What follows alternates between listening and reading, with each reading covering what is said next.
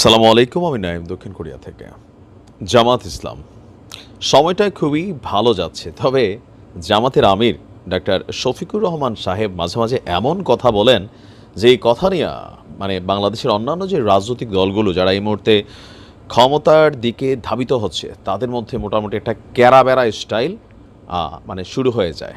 কয়েকদিন আগে একটা লাড়া দিছিলেন, তিনি বলছিলেন যে একমাত্র সেনাবাহিনী এবং জামাত ইসলাম ছাড়া বাংলাদেশে দেশপ্রেমিক কোনো শক্তি নেই। তো সেই ঘটনা নিয়ে ব্যাগ পোহাতে হয়েছে জামাতকে। আজকে তিনি আরেকটা বক্তব্য দিচ্ছেন। আমি জানি না যে তার এই বক্তব্যের পর বিএনপি বা অন্যান্যদের যারা আছেন তাদের আসলে অবস্থানটা কি হবে। দর্শক, আপনারা কি আসলেই মনে করেন যে বাংলাদেশে আগামী দিনে কোন দলটা ক্ষমতায় আসলে বাংলাদেশ নিরাপদ থাকবে? বিশেষ করে চাঁদাবাজি, সিন্ডিকেট, ধর্ষণ, লুটপাট, ছিনতাই, রাহাজানি, হত্যা, এই যে বিভিন্ন দৃশ্যপট আমরা দেখি প্রতিনিয়ত গ্রামে গঞ্জে, ব্যক্তি জীবনে, তারপর হচ্ছে যে আইনের অপব্যবহার, তারপর প্রশাসনকে এক ধরনের রাজনৈতিক একটা আখড়া বানাই ফেলা, এই যে জিনিসগুলোতে আসলেই কি জামাতের নেতা যেই কথা বলছেন জামাতের হাতেই কি এটা হবে নাকি অন্য দলের কাছেও হবে? জামাত ইসলামের আমির ডাক্তার শফিকুর রহমান তিনি বলছেন, দেশে প্রকৃত শান্তি প্রতিষ্ঠায় আপনার জামাত ইসলামের আসলে কোনো বিকল্প নেই। জামাত যদি ক্ষমতায় আসে তখন শুধুমাত্র বাংলাদেশে প্রকৃতভাবে শান্তি প্রতিষ্ঠিত হবে, আর অন্যান্য যে রাজনৈতিক দলগুলো আছে তারা ক্ষমতায় আসলে আসলে ওই রকম শান্তি প্রতিষ্ঠিত হবে না। ইসলামের ছায়াতলে এসে আমরা সবাই মিলে একটা নতুন স্বপ্নের বাংলাদেশ গড়ে তুলতে পারি।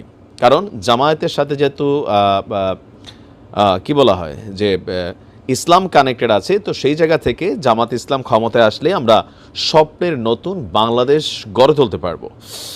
আজকে আপনার মাগুরা জনসভায় একটা বক্তব্য দেওয়ার পথে ঢাকা খুলনা মহাসড়কের ফরিদপুরের মধুখালীতে আখ চাষি কল্যাণ ভবনের সামনে একটা পথসভায় তিনি আপনার এই বক্তব্য দিয়েছেন।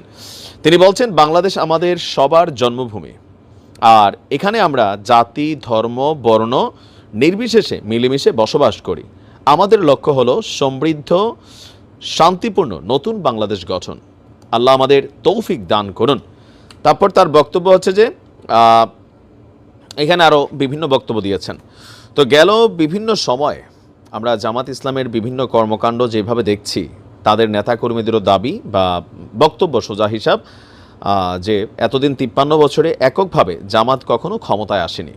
তো জামাত যদি এককভাবে ক্ষমতায় আসে বা এর আগেও জামাতের যে সকল নেতাকর্মীরা বা নেতারা এমপি বা মন্ত্রীপদে ছিলেন তাদের বিরুদ্ধে দুর্নীতির কোনো অভিযোগ নেই, তারা এখনও কিন্তু প্রকাশ্যে ওই বিষয়গুলোকে উদাহরণ দেয় যে দেখো, আমরা রাষ্ট্র ক্ষমতায় ছিলাম, বিএনপির সাথে জোট বেঁধে ছিলাম, আমাদের যে কজন মানুষ পার্লামেন্টে গিয়েছে তাদের বিরুদ্ধে ওই রকম কোনো অভিযোগ অথবা দুর্নীতির অভিযোগ আসলে কেউই তুলতে পারেনি। সো আমরা যদি ক্ষমতায় যাই তাহলেই বাংলাদেশে প্রকৃত শান্তি, স্বাধীনতার যে ফুল মিনিংস সেটা হবে। তো হেটার্সদের প্রশ্ন, আপনারা তো স্বাধীনতাই চান নাই, স্বাধীনতার বিরোধী শক্তি হিসাবে কাজ করেছেন, স্বাধীনতা যুদ্ধে আপনাদের অবস্থান কি সেটা নিয়ে এখনও আপনারা কোনো ধরনের অবস্থান ক্লিয়ার করছেন না। যদিও আমরা জানি এ নিয়ে জামাতের মধ্যে একটা বৈঠক হয়েছে।